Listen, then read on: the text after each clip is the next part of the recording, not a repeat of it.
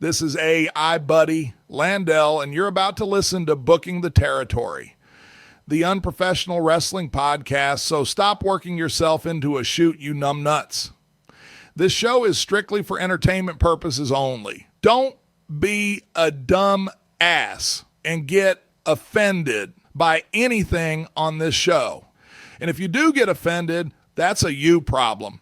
Before I throw it to the fellas for another banger of an episode, shout out to all the BTT patrons, including the largest Patreon contributors of the show: Disrespectfully Classy, Mark E. Blassie, Mike Childry, Joe Ice, Good Old Justin, and Mike H. Now enjoy this Outlaw Mud Show podcast. Remember, if it don't snow, it don't go. And be blessed and be a blessing, pal. Hi, everybody. This is Jim Cornette, pro wrestling legend, and you're listening to the Booking the Territory Unprofessional Wrestling Podcast. This is the artist formerly known as Daryl Van Horn, James Mitchell, the Sinister Minister, and I'm here to let you know I would rather slam my cock in a car door than to miss the dulcet tones of Hard Body Harper, my illegitimate son, on Booking the Territory podcast. Woo, Messi, this is professional wrestler Jimmy Valiant, the Boogie Woogie Man. Tell my people, my brothers and sisters, don't you dare miss Booking the Territory. Oh, yeah. This is a one-man gang. You're listening to Booking the Territory Pro Wrestling Podcast.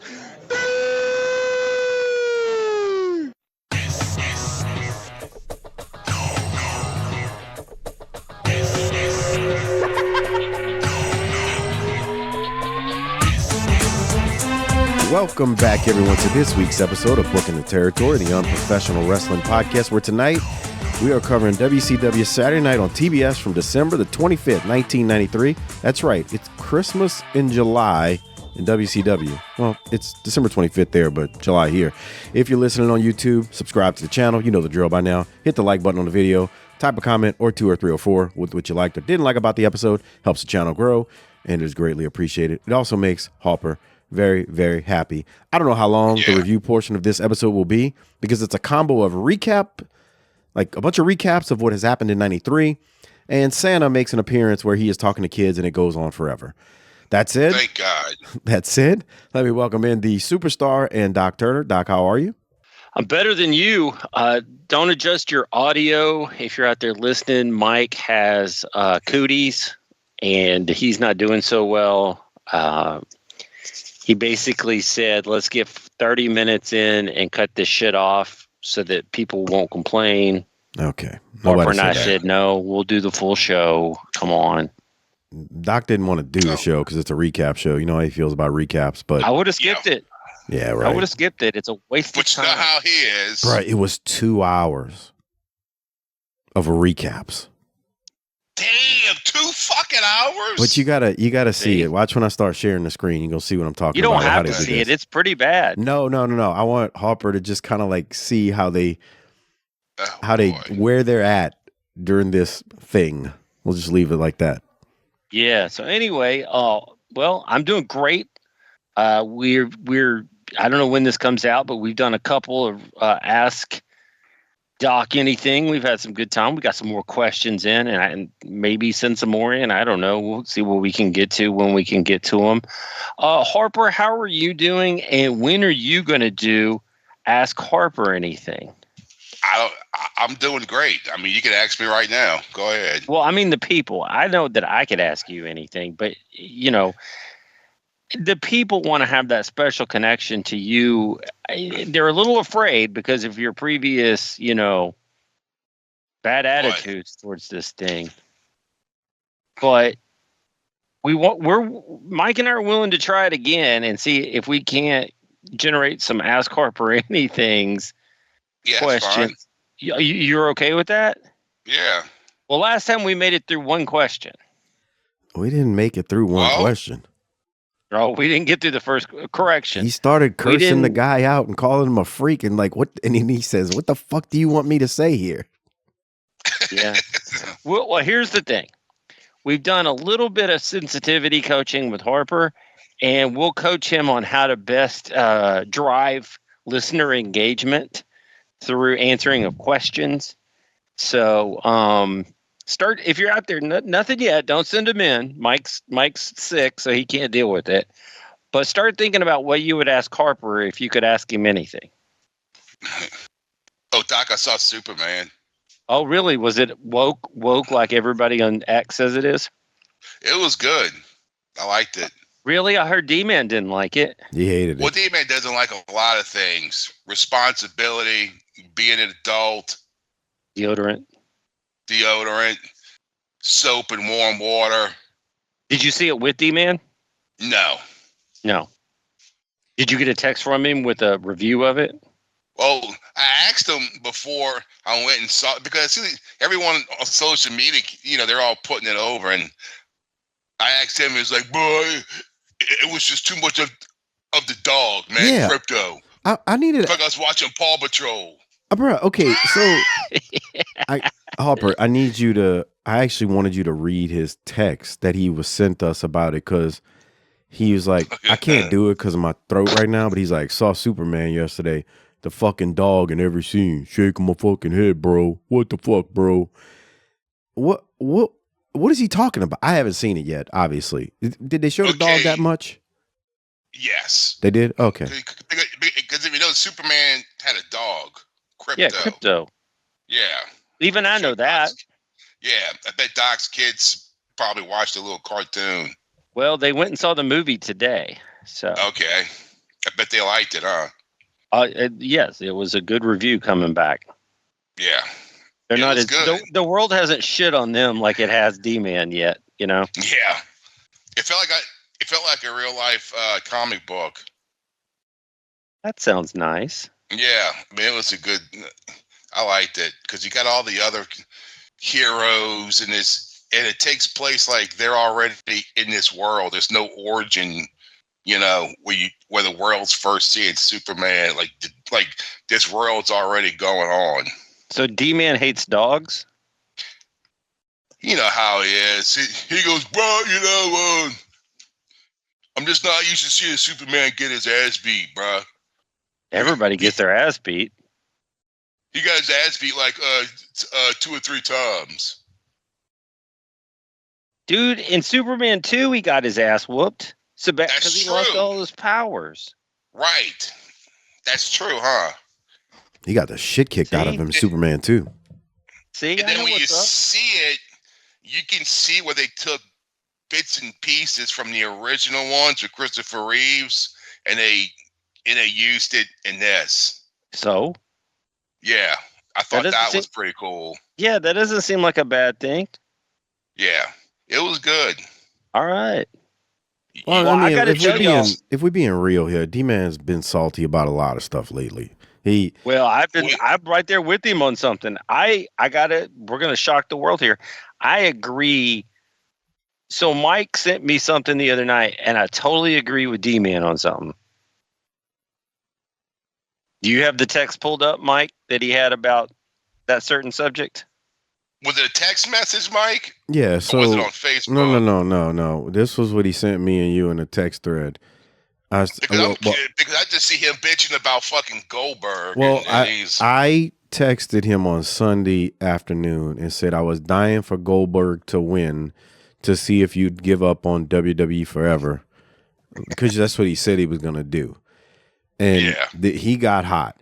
Yeah, fuck his ass. Jelly Roll got me hot too. Logan selling his bariatric ass offense, shaking my head. Saw Superman yesterday. The fucking dog in every scene, shaking my head. Rough weekend, and I'm out here slinging Mountain Dew and Crush to this West Bank ham and eggers.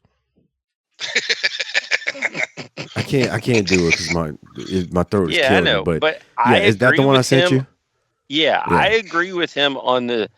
I don't understand why you would spend 2 years building up Logan Paul and then let Jelly Roll bump him around. Then he went on to say, Doc, I agree with you. Just saying, Jelly Roll pushing a guy who's supposed to be a future world champion, I hear, and he sells. Come on, Jelly Roll is fucking probably a gravy sandwich away from death. I was wondering, could he do this legitimately? Like, hey, look, that's not my kind of music. It's not my look. Not face mine tattoos. either. But if he's legitimately like got out of jail and turned his life around, then I always applaud somebody for doing right. That doesn't mean I want to see it in wrestling. He's lost a lot of weight. Doesn't mean you want to hear him sing either. He's lost a lot of weight. He's well, good for him. That's great. Yeah, that's what I'm saying. Good for him. But I'm with you, Doc. And D-Man on this one. I'm having a hard time wrapping my head around whatever the hell's going on with them and what's going to happen in the ring with Jelly Roll being involved. The celebrity fucking always wins. If you put him in there with like R-Truth or Gable or somebody that could do something that's comedy based, then he still should get his ass whooped, but that's a little bit more palatable. I think the last time I saw the celebrity get the ass kick was when Piper kicked Cyndi Lauper. Bullshit. Kevin Owens powerbomb Machine Gun Kelly off the stage one night. Oh yeah, I forgot about that. That was one of the greatest moments from a celebrity perspective in Raw history. That was one of the greatest moments of my life. Period. He planted him. I was like, whoa. And just sat there with that look. I was like, that's how you do it. No, I mean, look, I don't know. It's just whatever. I mean, I agree with D-Man on this one. I can't. I do too. We can all agree on that. I obviously don't listen to Jelly Roll's music. But as a person, he seems like he's a good dude. He's lost a lot of weight recently. Good for him. It doesn't mean I want to see him on my wrestling program. And now I sound like the old man yelling at clouds. So there's that. No. You sound like you're trying to protect the business. Now, so neither one of y'all listen to Jelly Roll? Fuck no. No. What kind of music? I don't know who listens to that music. Well, evidently a lot of people do. Motherfuckers that do.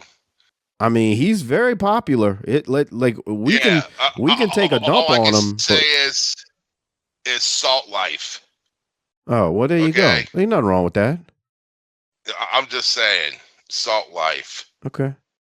Y'all got Salt Life stickers? One of the only white dudes in my neighborhood who drives a F-150 has a Salt Life sticker on the back of his truck glass. Well, that's how in the fuck y'all got Salt Life? Y'all are so up north. Because you can get down to the coast in about 4.5 hours. Yeah, that's true. Yeah, it's not that far. God damn, that's a long way to pull your boat. That is a long way to pull a boat. Unless you store it somewhere halfway. Yeah. Right, yeah. That's what you would have to do. Because like Tiffany's dad, he keeps his boat at the camp. That we don't so that if shit breaks off, it's already there. Yeah. How do you and him get along? Fine. He reminds me of me, but just a few years older. Oh, well, then maybe we need to get him on the show. Does he like wrestling? No. Oh. Well, then never mind. Yeah. So D-Man, hey, I popped. Somebody asked me this in Hey Doc, and we haven't gotten to it yet, so I'm going to answer it, but with one answer. Somebody asked me, when's the last time you popped watching wrestling? Like, I don't like the shit. Hey, when Drew McIntyre kicked him in the head, Jelly Roll, I popped. Yeah, that was pretty good. Yeah. Fucking Jelly Roll. And that dude just screams diabetes. That's nice. What? Type 1, type 2, pre. He needs to get that A1C checked out. I got type 2 diabetes, but I manage it well. Here's a little pill with the story to tell. I got my low sensitivity. Come on, Mike. Da-da-da. Da-da-da-da. I got my, and I lowered my NYC. Wow. Are you trying to say that Mike has NYC and we would have A1C? Yeah. Oh, no. You're having your Hulk Hogan moment. Yeah. Jesus Christ. Well, maybe it's time that we get in the Christmas spirit. What do you think? Fuck that. Yeah, hold on. Whoa. I watched Flash Gordon last night. The old one? Yeah. I got it on Blu-ray. And I'm like, there's no fucking Dodgers on. There's nothing. I'm, you know what? And I'm like, I just see it sitting there. I was like, I haven't seen this movie in forever. It is. Somebody needs to figure out sports in the summer. Dude, Yeah, it's bad. It's real bad, man, during the summer. Because the only sport I watch in the summer is CFL, Canadian football. And even they try that to run this. You don't have. I mean, it's just the weekend, or you got one game Thursday, one on Friday, one or two on Sunday. It ain't, bro. It's hard, bro. Summertime is. Yeah. It ain't easy, bro.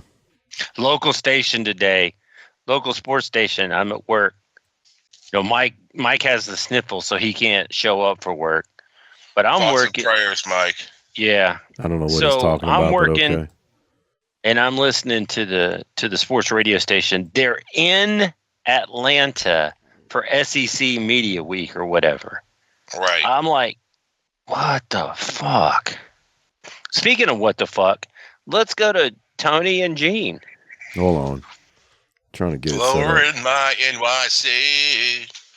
So, hold on one The second. little pill with the big story to tell. Yeah. Bro, yeah. Seriously, how the fuck are we allowed to put prescription drug commercials on TV? Don't get me fucking started with that shit. That should be something right there that both sides of the aisle should be able to come together and go, we're not doing this. They can't do that because the pharmaceutical companies got everybody by the balls.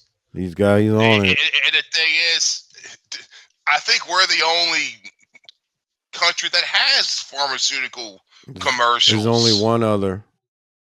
Who? Canada? No, like New Zealand or some shit. It's either is it New Zealand or Europe somewhere. I can't remember. That's just crazy. Like they say, ask your doctor. I was like, why am I fucking? He should already know. I told my doctor that the last time I was there. I said, these commercials wear me out. And he laughed and said, why? And I said, because if I come in and you said, hey, you need to take this medicine, and I said, and I corrected you with commercials, I'm firing you. And they laughed and were like, yeah, that's probably a good idea. Well, and the side effects are like, I love the antidepressant one. The side effects is suicidal fucking thoughts. Hey man, no pain, no gain. That's like it's like a weight loss drug, and the side effects is you gain weight. It's true. The fuck. Well, speaking of things that don't make sense, let's get started on December 25th of 1993, WCW Saturday Night on TBS. Let's say this. Once again, whether it's Christmas in July or Christmas at Christmas, if somebody thinks enough of you to say season's greetings, happy holidays, Merry Christmas, whatever, just smile and return serve.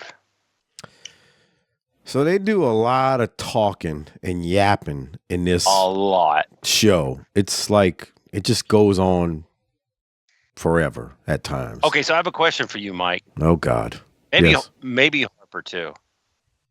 Let's say that it is Christmas night, 1993, and you're sitting at home with the family, and you beg them to turn it over to TBS for Christmas wrestling. What does the rest of the family say? Fuck no. In 93? Yeah. Yeah. Nah. The one TV in the living room ain't getting turned to this. Yeah. Okay. If you have cable. And I'm not putting it on. Why? I wouldn't want to put this shit on in 1993. He wasn't even home. He was out chasing you know what. Yeah. On Christmas. Yeah. That's nice. On Christmas. Right. Well, you know what was on TV in every house in America on Christmas night? The fucking 10 Commandments. And that log burning. Remember that? Jesus. Yeah. But isn't that the movie they always would show on, like, was it Christmas or Thanksgiving that they play that every year? The 10 Commandments was Easter, right? Easter. Oh, maybe yeah. so. You heathen. I'm sorry. No, they would always show the old black and white one. What's the one? It's a Wonderful Life. Yeah, they would show that, and now it's the Christmas Story 24 hours for the past 25 years. It's a Wonderful Life. It's one of the most overrated movies of all time. I've never seen that. Whoa! Look at you! What an asshole! Whoa. What a Christmas Grinch! You don't watch First anything. of all, I mean, have you ever seen a movie before? Jesus Christ! I know. What? Nothing. It's in black and white. Okay. Yeah, that's automatically a 2-grade demotion. Yeah. That's nice. I hate black and white. Okay. It's well, black. It's Doc, white. what did they say? like Are we at Gene's cabin? Is that what they said at the beginning of this? In northern Minnesota. In northern Minnesota. So this is supposedly at Gene's cabin in northern Minnesota. I don't really know how true that is or whatever, but whatever. So anyway, Gene and Tony open the show. We come back from commercial. We get a recap of Rude and Davey Boy's history, which I think is hilarious because we're not even going to get this match at Starrcade, but we're going to talk about it here for, I don't know, 10 minutes or so. From there, Doc, after the recap, they do show a promo of Rick Rude, and Rude goes back and forth with Bischoff, who seems to still not know if Rude will battle Boss Man or Davey Boy. It was an interesting discussion they're having. I'm gonna try to get to it now because I was gonna play it because there's not much else here. This is some interesting shit. So let's go to it now. That was 1 week ago. You got the forfeit over Davey Boy Smith. What we did not see in that videotape was what happened after the forfeit when the boss hit the ring. Tell me about that. We don't need to talk about what happened after the forfeit because there was only one match that was sanctioned, and it was Ravishing Rick Rude against the Bulldog. And the Bulldog thought it over, and he realized it wasn't worth his health and welfare to step in the ring at that time with the undisputed champion. Of course, that's your opinion. We have not heard from Davey Boy Smith. We do not know exactly why he didn't make the match that had been scheduled. And there's a lot of speculation as to whether or not he is going to make the match at Starrcade and challenge you for that internationally recognized world title. But let's assume that he does not. Who is the opponent going to be, in your opinion? Well, I really don't have an opinion on that, Eric, because you know as well as I do, the WCW has been trying to railroad Rick Rude for a long time. But the fact of the matter is, Rick Rude is the undisputed world heavyweight champion, and in my prime, which I am right now, there's no man in this sport today that can beat me. Let's clarify the undisputed portion of that last comment. You were recognized by the WCW International Board of Directors as the World Heavyweight Champion. But again, let's talk about Starrcade 93. A lot of people wondering if perhaps the boss is going to get a crack at that title, considering what happened last week. Like I said before, Bischoff, you weren't listening clearly. It doesn't matter if it's the boss. It doesn't matter who it is. Whoever steps in the ring at Starrcade with Ravishing Rick Rude is not going to walk out a winner. All right, we've got to wrap this up, and I don't mean to drop this on you at the very last moment. I understand the great muta in the country. This reminder, tomorrow night on TBS, the main event coming. So here's what I don't understand about this. By now they know Davey's not going to be there. So it's December 25th. Just start talking about Rude versus Boss Man. I can't stand the boss. The first thing I think of is fucking Springsteen. Yeah, that shit is dumb. Now I bro. think of Sasha. Oh. Okay. But yeah, I agree. It's a generic name, trying to build off something, but it's bleh. Well, they couldn't use Boss Man. I know. Right. Why just call him for the Big Bubba? That's what I said 2 weeks ago, and y'all got mad at me. No. We didn't get mad at you for that. You took a shit on him, period. It had nothing to do with calling him Big Bubba. We could have called him Big Bubba. We should have. But the boss... I think Harper and I are going to start. Okay. Big Bubba. Big Bubba Rogers. Dusty Rhodes used to call him Big Blubber. That's nice. There you go. Hey, here's the thing. For this episode being kind of I thought Rude was really good there. He looks good sitting there. That looks like a nice official Christmas setting. I don't understand why Bischoff dropped the Muta bomb on him at the end, but whatever. I don't get why they're so dark behind him. I think it's the copy, too. Because this is a VCR copy. It's not a original Thanks tape. a lot, Moretti. These are not from Tim. These are not from Tim. The ones I have from 93. Next time you try to contribute, make sure it's of good quality, please. You're such an asshole. Leave Tim Maselli alone. Yeah. Or as Harper called him, a what? A Dago what? Oh. The what? A Dago bastard? Yeah, see, this look feels at you. dangerous. Real classy. That's real classy. All right, well, we go from that to a commercial comeback. Starrcade Control Center with Mean Gene. Mean Gene goes over the entire card. There's a promo from Vader with this stupid projection thing that is just ridiculously bad. During the segment, they're still promoting Rude versus Davey Boy, which is just insane. We know Davey's not going to be there. He's no longer there, fired or whatever you want to believe. Steamboat, there's a Steamboat promo also, meat and potatoes, and that's about it. Did you have anything this, Doc? Yeah, he calls people from the UK scumballs. Who did? Steamboat, because he's fighting Rick. Yeah. Those are our friends in the UK. Well, no, I mean, according to the wrestling fans in '93, it's communist Russia. Right. We're chanting USA like it's. I'm pretty sure after we cleared the 1890s, we were okay with them. Okay, I was about to say. I thought you would say something stupid. What? Say it. I don't know. I just never know. I have no idea what you're talking about. I was just calling them our friends. I thought he was going to say something real stupid because I know how he gets. I get. What does that mean? Any other thoughts on what we see happening here, Doc? Going over this car. Look at this. You can't even see Steamboat. Look at this. He's Oz behind the mask. Bro, this is so bad. It's terrible. I'm just like, why? Abysmal. Yeah, just anyway. But Doc, of low quality. We need to go to I'm trying to get to it. There is where is it at? I thought I already did I skip past it? There it is. I gotta go to it. What's the guy the like politician looking guy? That's what I was about to go to.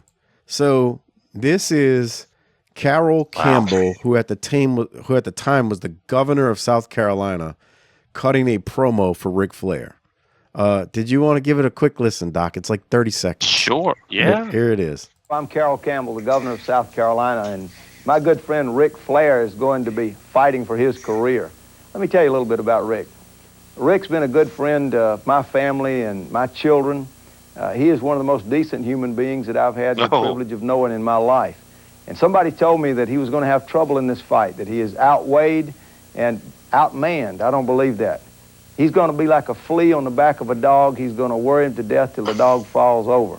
Ric Flair is going to continue to fight. He's going to win, and he's going to continue being the great human being that we know. Doc, any thoughts on that? Or Harper?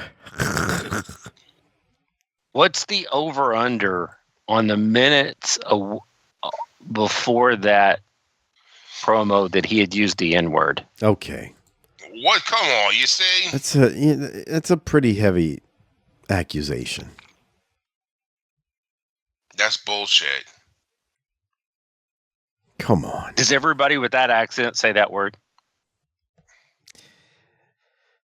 Not everybody, Doc. Come on. Not everybody. You're painting a lot of people with a broad brush. Yeah. Mm-hmm. I just love how he calls Rick a great human being. And here he is on TV weekly with his mistress. A friend of my kids. Cornette has brought that guy up. Carrol Campbell. What do you say about him? He was his kid was a huge wrestling fan, and he would have like Flair and some of the big names come to the governor's mansion and shit. Gotcha. God, can you imagine that? Your dad's the governor and you get to meet wrestlers because of that? Right. Man. Well, we heard from Carrol Campbell right there. We then go to Mean Gene, who's interviewing Dustin Rhodes. They show a recap of the feud with Austin and Dustin. Doc. Look at that shirt. Jesus Christ. That looks like, what was that gum? Lucky Stripe? Yeah. Or it's like looks like a trans pride flag. No, it doesn't. No, it doesn't. Jesus. The fuck it doesn't. Just because it's got colors on it, you all of a sudden turn into a homophobe. Right. What the hell's wrong with you? I'm not saying that there's anything wrong with it. I'm just saying what it looks like. Harper, you sound like these old people who are just fucking stupid. They're like, they see something multicolored. Right. They're like, the fucking transplant flag. They're like, no, it's a fucking colorful shirt. I'm surprised he's like, goddamn, I guess Dustin's coming out now. Right. Jesus Christ. Right. God, here we go. That's where Gold Dust started right here. Dude, I mean, because look at it. It's got like orange, black, purple, green, yellow, red. I was going to ask y'all what they were drinking. I figured it was apple cider. I don't know if you noticed that. Henny. They both got the same thing in their cup. Look at the cups. What is that? Yeah. Apple cider? Ginger ale punch. Ginger ale punch. Yeah, something with a little kick to it. Yeah. Anyway. Henny with water in it. Nah. Cognac. That's the stuff. Anything from this, Doc? I don't have nothing from it. It's meat and potatoes. They're sitting in front of a fire, having a good Christmas day. With the sled right behind them, perfectly. Well, set. Not only is he wearing the trans flag shirt, but he also wishes us happy holidays on the way out. So thanks a lot, Commie. Okay. Anything else, Doc? Okay, so I'm supposed to believe that Dustin is not hanging out with Dusty and his family on Christmas, to hang out with... Well, they might be there behind the scenes. Oh, okay. Yeah. That's spread love, not spread cheeks, not was it? What? Spread cheeks, not hate. Spit it out. Dipping into Mike's cough syrup. Jesus Christ. Yeah. Anyway, it's not bad. He's just very monotone because he's in front of the fire drinking apple cider, talking about the match with Austin, and that's that. All right, Doc. From there, we leave Dustin Rhodes and we continue and we go to a promo and interview with Regal and Sir William. They basically flap their gums for a while, and Sir William fetches Gene and Regal some coffee or hot tea, not sure which one. We then see some footage of Regal and Steamboat and what's led up to their match at Starrcade. And then there is a promo I'm going to play. Did you want to go over anything from the recap, though, before I go to the promo, once I can get to it? I thought Regal was good here, actually, so maybe you should play that. Amen. Let's go to it. Here it is now. I might dare say, Lord Stephen Regal, and all... Shut up! In all due respect, if it wouldn't be for this man, I doubt whether or not you'd be the world television champion at this time. Do you doubt my honor? If you can't trust me, Mr. Oakland, who can you trust? I am a perfect gentleman. William, hold this cup. As you know, Mr. Oakland, I have told you before, I was invited to Balmoral Castle by the Queen this year in Scotland to celebrate my victory as the world television champion. What do I have to do? I have to teach Steamboat a lesson. I have to stay in this land of decadence and debauchery, and I have to stay in your little hovel as well and prove myself once again to you. How many times do I have to beat you, Steamboat? 1, 2, 3, cleanly in the middle of the ring. That makes me victorious, the champion. No more. Steamboat, because you're American, you don't seem to have any pride. You don't seem to realize that you've been defeated once. You want to embarrass yourself further. You want to blatantly abuse me at Battle Bowl.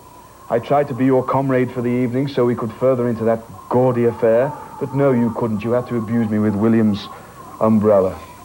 Absolutely shameful of you. You typify America. Undereducated, no manners, totally out of control. This country should take it under British rule again, and maybe we could salvage some of it.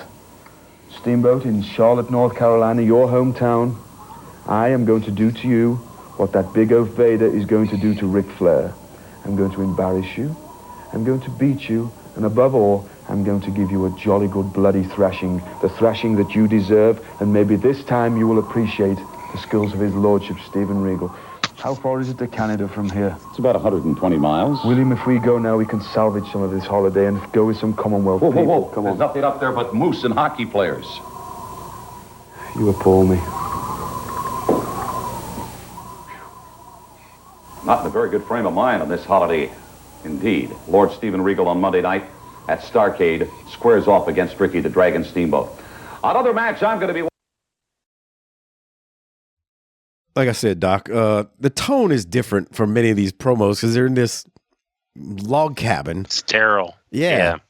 And they've got sound effects in the background, like the wind is whistling and snow is falling. I don't know if y'all catch that. Yeah, but that was a good promo. He's like, how far is it to Canada? That shit's funny. Regal was good there. Yeah. He said maybe the U.S. needs to be back on the British rule. Yeah.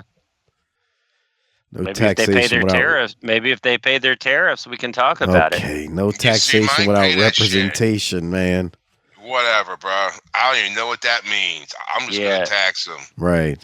We reverse the tax on them now. See how it feels. Okay. Gene then throws to what's led to Sting and Hawk's match with the Nasty Boys at Starrcade. Doc, any thoughts on that? What's going on there, if any? I guess not. No. All right. Fair enough. Oh boy. We then go to. I'm gonna play just 30 seconds of it. I'm just gonna play 30 seconds. I have some questions. There's no way in hell I'm playing this whole thing. It's just not happening. I just want you to hear the start of it. No, because it goes on forever. So, did you want to say something first, Doc, before I hit play, or no? Go ahead. All right. Like I said, I'm gonna play about 30 seconds, maybe a minute at the most. Oh, this is my favorite story, man. See, it even has my picture on here. Oh, you ready? It's called 'Twas the Night Before Christmas. 'Twas the night before Christmas, and all through the house, not a creature was stirring, not even a mouse. The stockings were hung by the chimney with care, in hopes of St. Nicholas soon would be there. The children were all nestled all snug in their bed, with visions of sugar plums dancing in their heads. And Mama in her kerchief and I in my cap had just settled our brains down for a long winter's nap. When out on the lawn there arose such a clatter, I sprang from my bed to see what was the matter. And away to the... All right, I've had enough of Shockmaster being Santa Claus and reading 'Twas the Night Before Christmas. Doc, what was your thoughts of this long segment? These three idiots don't realize that Santa delivers on Christmas Eve and not Christmas night, so they're about to have a multiple-minute discussion about what Santa was doing on Christmas night, thinking it was Christmas Eve. What a fucking clown show this podcast is. Why do you people listen to these buffoons? So, if it's Christmas night, shouldn't Santa be on the road? Oh, that's true. That's a great point. But Maybe it's nightcap. But it is only 6:05. Hey, it's 6:05. It's midnight in England. Well, maybe he doesn't deliver to the English kids. That's nice. What are you trying to say? Maybe it's wrong with you. Maybe it's an American thing. Santa is for everyone. Is he? You need to get that American Bro, I can't believe we used to Santa's, believe in this bullshit. What, in Santa Claus? Bro, the payoff was good, so you could believe in anything. The mind of a child is just, man, they Very sold us innocent. so much bull Here's crap. the next question. Who are these kids? Well, so I kept looking because I was like, where's Cody? Because I was like, I wonder if Cody's there. Because remember last time they did this thing with Uncle Fred? I'm not who are, like, in general, are these Mean Gene's neighbors? Are these... Maybe it's his grandkids. I don't know. Is that Grizzly Smith's Okay, harem? bro, that shit ain't even funny. Come on, bro. That's just not funny. Well, what I'm saying is, this doesn't make any sense. Well, look, I'm not trying to make sense of this. I'm just saying it is what it is. I don't know who these kids are. Somebody out there is going to tell us. Make sure you email that to Harper. Yeah, please. Harper? Harper. Yeah, there we go. It's funny because sometimes if you read if you go back and watch any of the YouTube episodes, you ought to see what the automated closed captions pick up from us from when we talk. Sometimes it thinks we're saying Hopper instead of Harper. And in some of the other words, it's like, what? It's like, what the hell are these idiots saying? Yeah, I don't know what we're doing here. But that's a good analysis. It's Christmas night. Why is he not traveling? And my kids know. I mean, my daughter knows that. Like, we start looking at NORAD. Where's he at now? Jesus Christ! I used to see my mom used to be like, "Oh, you heard Bridget barking at Santa's deers last night?" I'm like, "Yeah." See, you have to play along because it makes sense because she would bark at the reindeers. Are you Parents kidding were me? working fools back in the day, bro. Bro, I told you what my brother used to do. He used to have the guy next door dress up like Santa Claus and come into the house with the bag and like sneak in, and then like him and his wife would go, "Get up, Santa's here."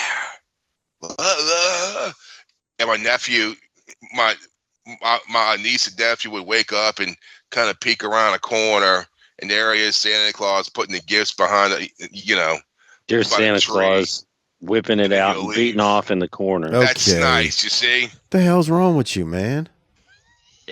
I bet that would keep you believing for a while. Wow. He used to take fucking bread. You know how, like, if you take bread and you roll it up in a ball, right? And then he would dip it in Worcestershire sauce and throw it in the front yard during Easter and say, "Look, the Easter bunny was here. There's the rabbit shit in the fucking grass." Yeah, because What the What? White people, dude. I mean, that's what rabbit shit would fucking look like if you're 5 years old. Oh, what? Oh, look. What did you do, Mike? Did you walk in there and kick open their doors on Christmas Eve when they were both 4 or 5 years old and go, "All right, this shit's over with"? No. There was you did. The house, the fireplace. I don't even know how to describe this to make it make sense. Anyway, there was the way my house was configured, living room super duper small. So you had a sofa, a chair, and a chair used to basically sit damn near in front of the fireplace. And my wife had this idea when they were small to move it, like somebody came down the fireplace and had to move it to put they moved it out the way. So yeah. And then so you booby trap Santa. That's nice. then she had this bright idea. I don't know how bright this is, but she took a pair of these boots that I guess she had. I don't even remember whose boots they were, to be honest with you. And she put down like some flour on the ground, and it made like boot prints. And man, dude, they really thought that fat son of a gun came through the chimney and moved the chair out the way to deliver presents. Your wife's one of us, isn't she? I mean, I don't think so, but okay. Okay. Are you trying to say black people aren't creative? That's nice. No, I just no. Don't clean it up now. No, I'm not cleaning it up. I'm explaining since you don't know what you're doing. No, you don't know what you're doing. He's saying black people lie too. I'm saying white people will do some stupid shit. Bro, that is true. White people do some corny stuff, man. Right. That's what I'm saying. Okay. I remember one time when I was real small, looking behind the chair, I was like, "What is that?" It was some He-Man guys in a Dallas Cowboys pennant. I was like, "Oh, okay." Figured it out. Speaking of Christmas, here's some Christmas cheer right here. What, cactus? Bonk. Dude, look how thin that pad is, bro. Yeah, so we then go into a recap after we finally watch Uncle Fred read. We go to a recap of Vader's 1993, and they show footage of him versus Sting and others. And here comes the power bomb on the concrete that had put Cactus out for some time when he had got amnesia and met his friend Bang Bang in the streets of Cleveland. Dude, that's fucking rough, man. And Vader actually didn't put him down bad. Right. But it's still, when you look at how he hits, it's like, man. Because look at it. Watch how he puts him down. He really doesn't put him down hard, but it's still concrete. And at some point, gravity is gravity. You better be breathing out. Well, that's how he met his friend Bang Bang. Wonder what she's doing these days, as Doc always says. Bang Bang. Yeah. So anyway, yeah, that's that. We get a recap of, like I said, Vader's 1993 leading up to the match he's going to have with Flair. Any thoughts, Doc, before I go to Flair's promo, which I will play? It's probably one of the better things in this. Yeah, him having a wholesome Christmas night. Yeah, I just think about that story of him having the Thanksgiving at home, and he's sitting there like jumping out of his skin to get out of the house, fidgeting. He's like, "Who are these kids?" He wanted no part always of that. like this? Are they always like this? Right. Are they always assholes like this? So before we go, go ahead, Harper. Do they ever shut up? Dude, take the batteries out these fucking things. I used to say that when mine were small. I was like, somebody remove the batteries. See, here's the thing, man. When they're small and you're younger, you know, in your early 30s, it's not hard to deal with. But then you have those moments, you know, because you're still a human being and you get sick. And you snap. And it was one time I had the flu and they wouldn't fucking stop. You sitting there with 102-degree fever, your fucking body is aching like all outdoors, and a 5 and a 3-year-old or 6 and 3-year-old won't stop moving. And it's like, Jesus Christ. They're like, dude, they're like, you know how you used to have one of those spinning tops when you were a kid? You know, you'd pull a thing and the top would just go. Bro, they wouldn't stop, bro. They just spin around forever, bro. They got endless energy. And it's like, God dang. That's when it's hard.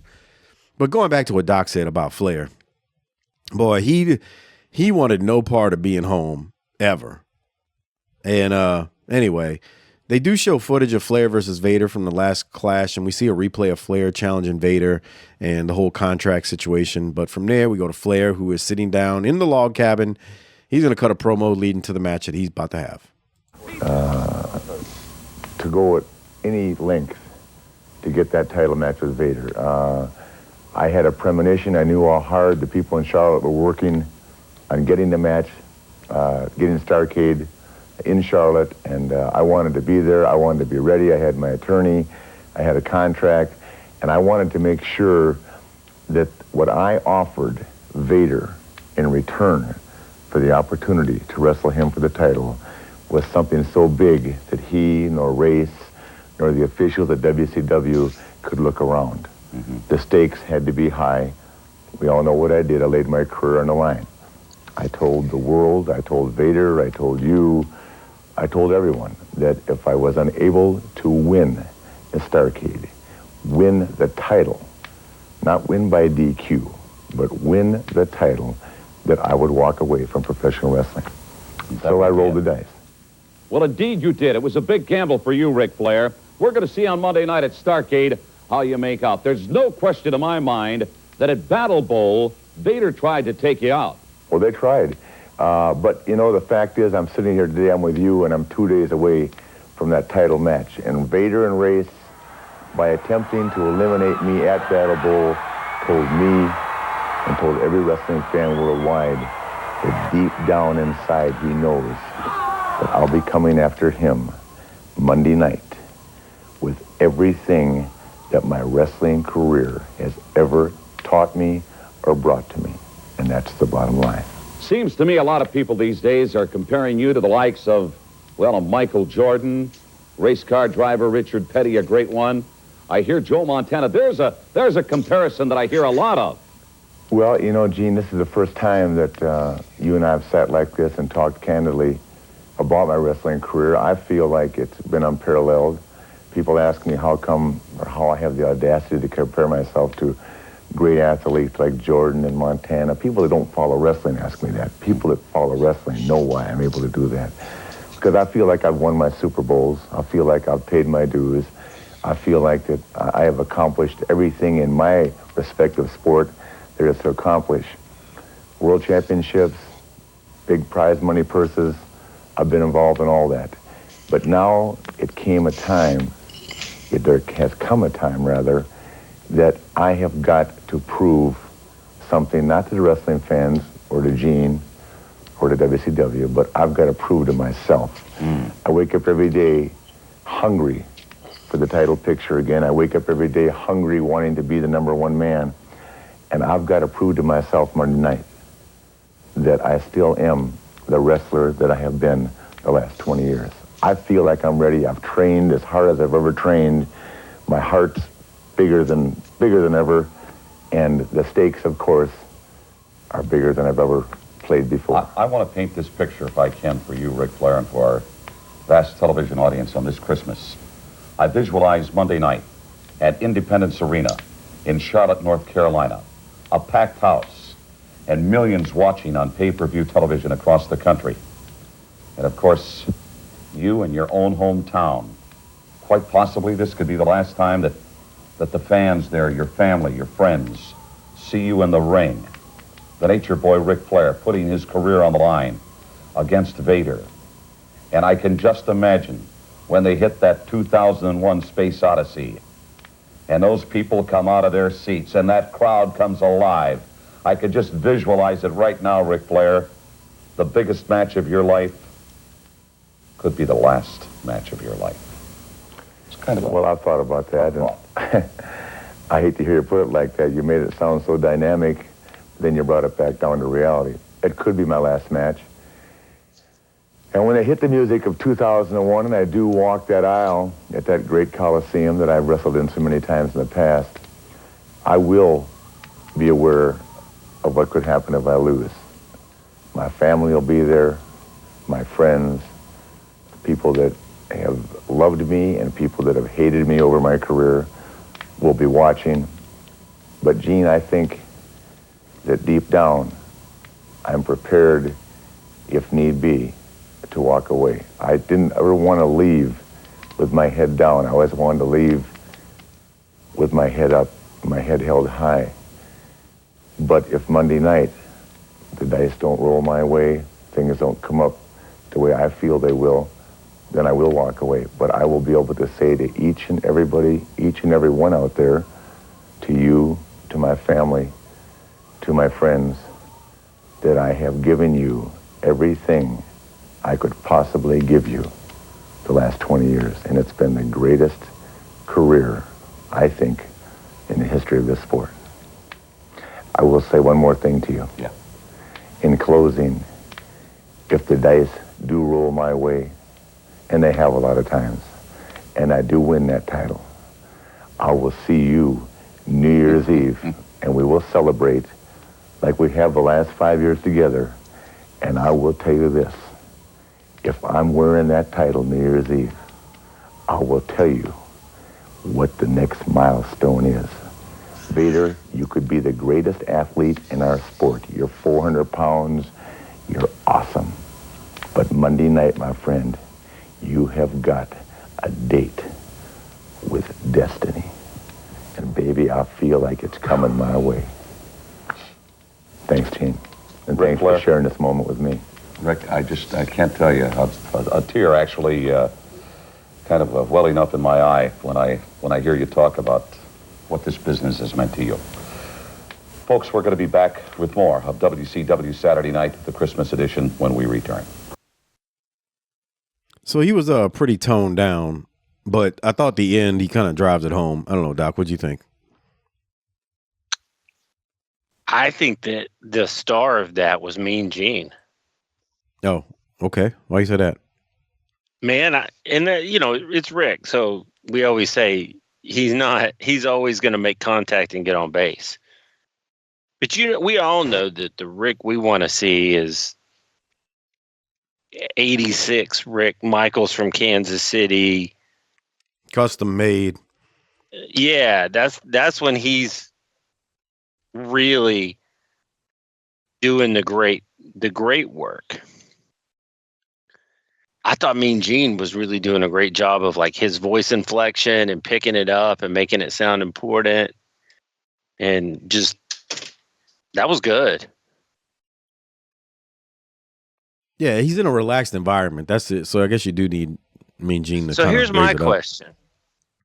Rick said, "Well, and he's talking. Somebody's got to talk somebody into the building at some point, you know." But I'm trying to give Harper long enough to get that piss out that he's taken. The thing about it is Rick said for the 5th New Year's Eve in a row that we've hung out. 5 going back would be 1988. What was he doing hanging out with Mean Gene in 88? Yeah, I was wondering the same thing. He said 5 years. I'm like, wait, what? Is that just wrestler talk? Probably so, because I mean, they were hanging from the rafters. Well, no, yeah, I mean, they weren't in the same. I mean, I guess if they didn't work on Christmas, but no, who doesn't work on Christmas? Right during that time, I don't. No, that's just him talking. And even if no, there's no way because they weren't in the same place. But for one of those years, right. That was my question. Yeah, he probably just got his, just saying some shit. It sounds good. Yeah, sure. And nobody's gonna fact check it back then. Nobody gives a damn that much because it doesn't really matter. Matters to me, Mike. Okay. I thought he was good. He's toned down, but he's saying, I got to prove it. I got to prove it to myself. And I can do it again and win the world title. And I thought he was good. And I mean, who's really, seriously handled Vader? I mean, Ron Simmons beat him, but Vader is still pretty untouchable at this point. Simmons beat him, but it had a fluke feel to it. Yeah, and after Sting threw him around. I was about to say that was the one I was going to go to. The matches with him and Sting. Sting was the only one who, God, their matches were so good. But yeah, outside of that, nobody's really dealt with him. He was on the same side as Sid, so him and Sid never really got to go at it. First scissors match, right? But I tell you, man, you know what's sad when you watch Vader during this era? Because there's, everybody's, I don't say nobody's watching WCW, but dude, Vader's had a run here where we talk about it, but people don't talk about it as being one of the great runs. But dude, his run during this era of WCW when he's still healthy and still agile, it's like second to none. Those matches he has with Sting and then what he's going to have with Flair, like, man, he's good. And I know he gets the credit he deserves, but it's still not the same. Because if he'd had these matches with Sting, it's going to sound crazy because Sting never went to the WWE until 2015 or whatever it was. But if he has those type of match qualities like he had with Sting, if he has that with somebody in WWE during the same time, can you imagine how much, people already talk about Vader as one of the great big men, but he was just on a smaller scale. That's what they say, though. That's what they're saying is, like, I've heard either JR or others say by the time they got Vader, they didn't get Vader. Yeah. Right. It's like the Jets getting Aaron Rodgers. Boy, that's a good analogy, though. He's right. You get somebody who's at the end, it's like they got nothing left. It's, then they become injury prone or bigger and they got a mouth on them. Yeah, so I'm just talking about Aaron Rodgers. Oh. Yeah, we know how you feel about him. All right, let's continue. Any other thoughts on Flair? No, he was good. That was a good segment. All right, well, yes. Charles Barkley's got something to say about Flair. Here it is. We've been friends for a long time, and I'm one of them people out there, there are not many who think you can win this match. I'll be watching. The city of Phoenix will be watching. Vader, you're a big boy. But one thing Big Rick got is a big heart. You can't measure that. And the reason he's going to win, because he's not ready to go anywhere yet. Because I'm not tired of watching him. And we're going to win. The bigger they are, the harder they fall. Man, Barkley, we said this before, but he got better with his promos over the years, man. He stopped giving a shit. Yeah, I guess that's what it is. You know what I mean, though, by that. We talked about this, Doc. He looks stiff as shit there, but like he's one of my favorite TV personalities for the past 15 years. He's so damn good. So good. All right. Well, there was that. From there, it's time for this week's edition of the Amateur Challenge. Doc, you got any notes from these slapdicks? Can we use the R word yet? No. I'm going to play it, but here it is. Be seen on TV in the Amateur Challenge. I wish I could prove to WCW how strong I was. WCW, make you the best organization in the world, and I want to wrestle for you. I have what it takes. I am what every woman wants, what every kid aspires to be, and what every man wishes he could be. Maybe they don't think I'm big enough. Maybe they don't think I'm strong enough. Maybe they don't think I'm bad enough. Hey, sure can't use the how strong I am. We'll watch you next time on the Amateur Challenge. Yeah, I knew that was one gonna dude get kind you. of looked like a. That one dude kind of looked like a great value. Like a great value LA Knight. Yeah, but these two that are going through and doing a wrestling skit, and he sends this dude into a piece of plywood. Look, just pull up behind my work, and I'm going to throw you into the load and die. Right. That's exactly what that happened there. And this poor fucker pushing a Pontiac 6000. Jesus Christ, man. Well, that was that. That was that. From there, Tony Schiavone recaps his top 3 moments on TBS from this year, which were, and I'm going to go through them. Shockmaster was his top 1. You heard it right. Jesus Christ. Flair beating Wyndham. Why? Flair beating Wyndham for the NWA title was 2. And then the next one was Tony surprising Jesse with Mean Gene finally joining the show. Actually, I might have got those in reverse. But anyway, no, that was right. Shockmaster was his top 1. You believe that, Doc? Unfortunately, yes. Yeah. You think they would just try to forget about that and pretend like it never happened? Bruh. It's like they're treating it like a rib, but it's ribbing themselves by laughing at the rib.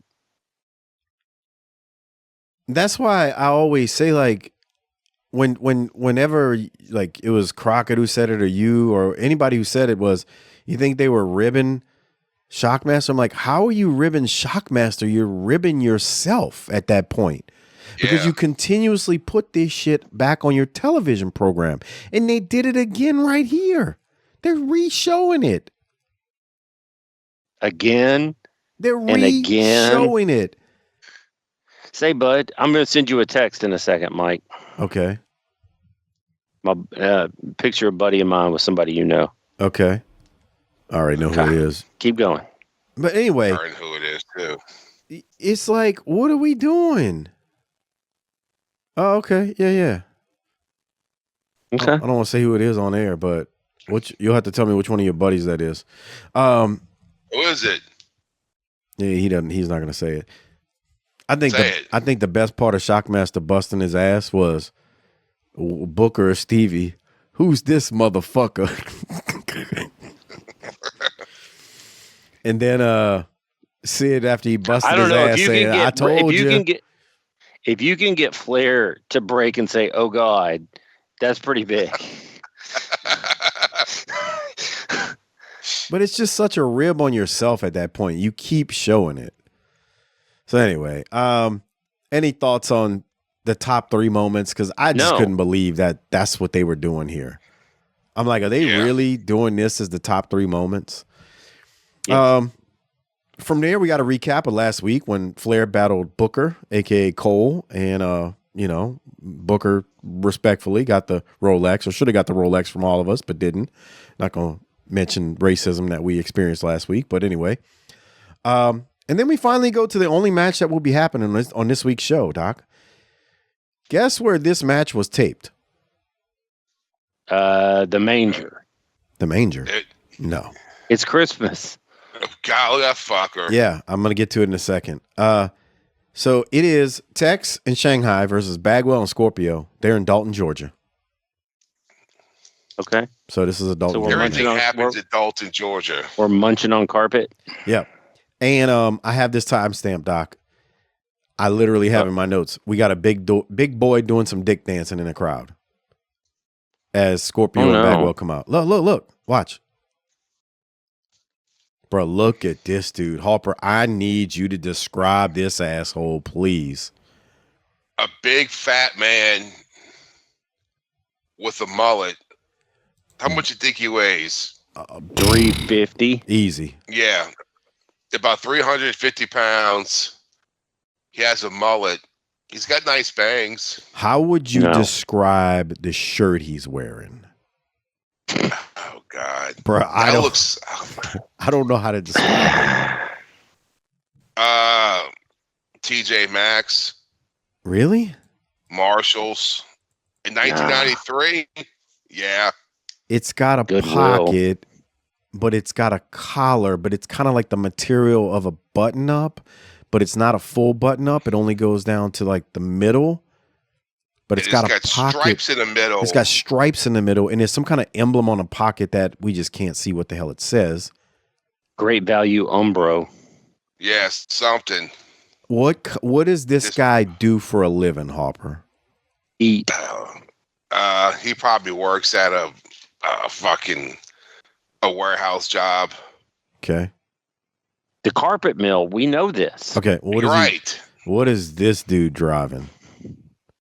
A forklift. No. Because he can't fit in a. Well, maybe in '93 he could fit in a sedan. They were bigger back then. This guy drives a truck.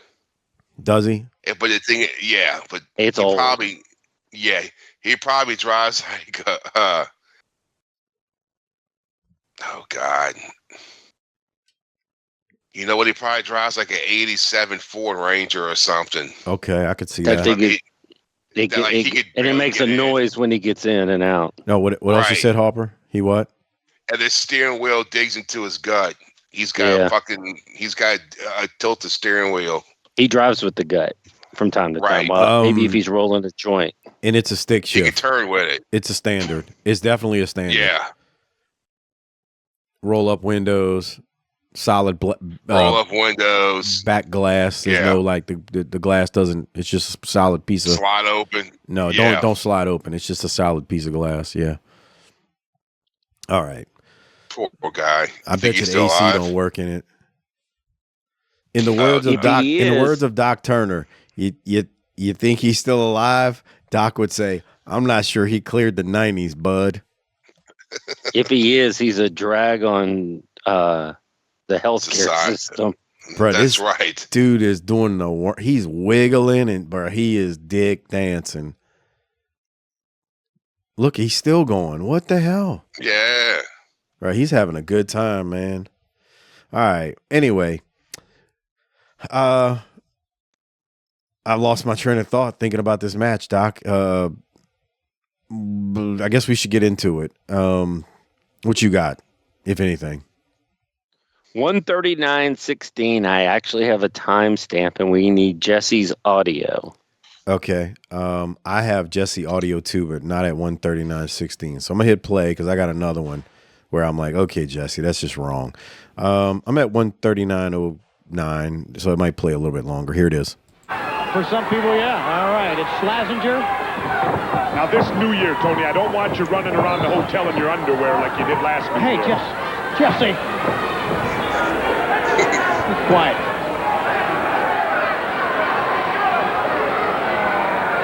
Come on, bro. Seriously? This is what we doing?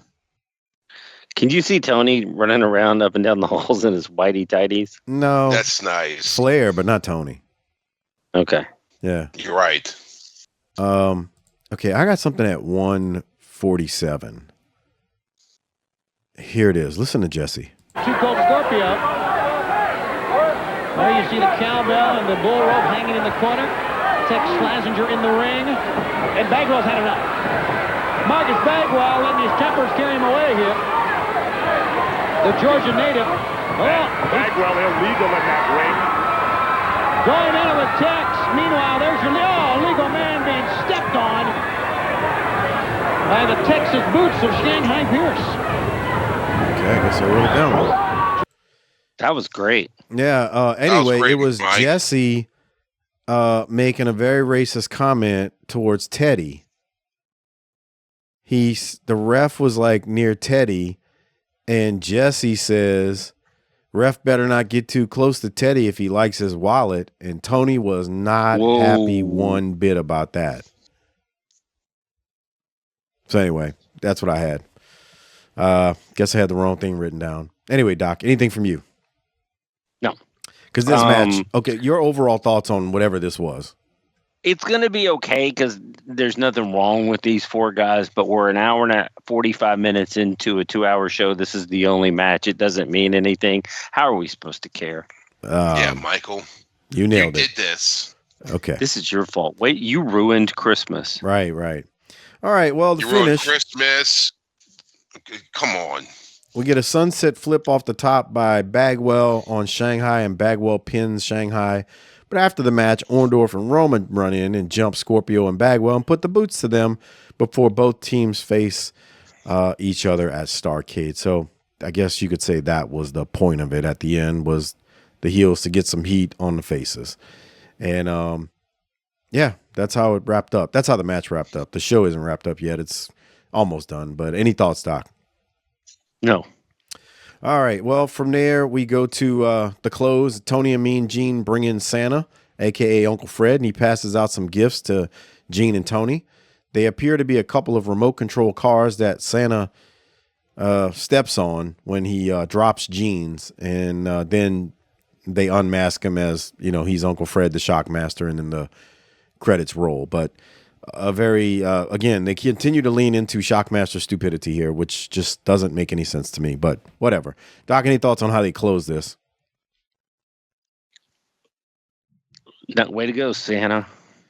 All right, so shouldn't you be out delivering some packages? We usually rate this thing and hand out some Rolexes, right? Sure. I'm not rating this. How do you rate this? Why do you always going to tell us what you won't do? Because it's what I do. Tell us what you're gonna do. Okay, you had rate it, Doc. What you gonna rate it? C. They put this on TV before Starrcade. Starrcade Go Home show. It wasn't good. If you were a kid during this era, would you have been excited for the replays? Probably. Okay. Right. So is that why you give it a C? Because it's wrestling. Okay. It's Christmas, man. Yeah. All right. So what are you going to give it, Harper? A fucking F. Yeah. I mean it's just fucking not, it's incomplete. Hell is wrong with y'all? I'm with Harper. Like, this is... F. Dude, this is not, like, what are we doing here? This is the best we can do? All these damn TV tapings, and this is what we put out there? Come on, man. Talk me into the building a little bit better for Starrcade. So, I don't know. I'm not rating it. Okay, so here's the next thing. Who you giving your Rolex to? Rick. I'm going with Mean Gene. Why? He had to do a bunch of duty, and I thought he was great with Rick. Okay, fair enough. Get off my ass. How about that? Okay. Harper, you giving yours to Rick? Yes, sir. All right. Well, that about wraps it up. Before we get out of here, don't forget to become a patron, tinyurl.com/PatreonBTT. Next week is the first half of Starrcade 93. Remember, we break Starrcade up into 2 parts, and it's on the free feed. So, but if you want access to all the other Patreon shows, you got to go to tinyurl.com/PatreonBTT. Get all of the pay-per-views dating back to 85. Get all of the clashes. We've done 25 of them now, and so much more. The JV Goon Squad shows as well. tinyurl.com/PatreonBTT. Doc, anything before we get out of here tonight? No. I wanted to ask Harper if he was going to share something with you, but I'm going to wait till we get off air, and if I got to hit the record button after we stop, we can do that later on. But this was a very short episode. There's not much here, and we stretched it out, I think, as long as we possibly could based on what we were presented. Would you agree with that? Yes. All right. I guess. You guess. Here we are. All right. Yeah. Well, we're going to get out of here. On that note, for Mike and Doc, Harper, why don't you hit the tagline? Book it, biatch. This is AI Eric Bischoff. No, I am not the real Bischoff. So don't work yourself into a shoot like these useful idiots in the wrestling media field. With that said, congratulations on making it to the end of this week's show. Don't forget to send your comments about what the guys discussed tonight to Luke Hawks on Facebook and on Twitter or X or whatever the piss they call it now. The rumor is Luke likes answering BTT fan mail. Also do the guys a solid by liking the show's Facebook, X, and Instagram pages. And don't forget to like and retweet or repost the show on all social media platforms. Lastly, become a BTT patron member where you get tons of extra shows. You can join at tinyurl.com/PatreonBTT. Until next week, piss off dipshits. How the piss do you people listen to these useful idiots? These dipshits think they're fucking funny, but they ain't fucking funny. And somebody needs to tell them that. This goddamn show needs more Dman and less of dipshit, Doc, hard-boiled Harper, and this vanilla ice Snoop Dogg, mumble, mouth, Mills. You have to be an imbecile to find these three fuckers entertaining. Fucking clown show.